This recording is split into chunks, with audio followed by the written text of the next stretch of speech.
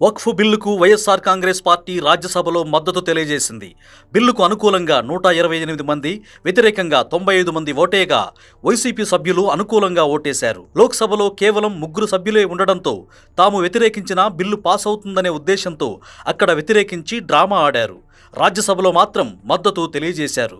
హైదరాబాద్ బంజారాహిల్స్లోని వక్ఫ్ భూముల్లో దర్జాగా సాక్షి మీడియా కార్యాలయాలను ఏర్పాటు చేసుకున్న జగన్ ముస్లింలను ఏ విధంగా వంచారనేది దీన్ని బట్టి స్పష్టంగా అర్థమవుతోంది. నా మైనారిటీలంటూ దీర్ఘాలు తీసే వైసీపీ డబల్ గేమ్ ఆడి రాజ్యసభలో మద్దతు తెలియజేసింది.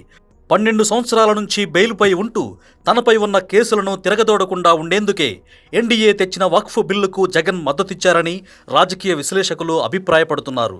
పార్టీకి మొదటి నుంచి ఎటువంటి సిద్ధాంతం లేకుండా లాలూచి రాజకీయం చేయడంతో పాటు వ్యక్తిగతంగా తనకు ఎటువంటి లాభం చేకూరుతుందనే కోణంలో మాత్రమే వైఎస్ జగన్ రాజకీయం చేస్తారు.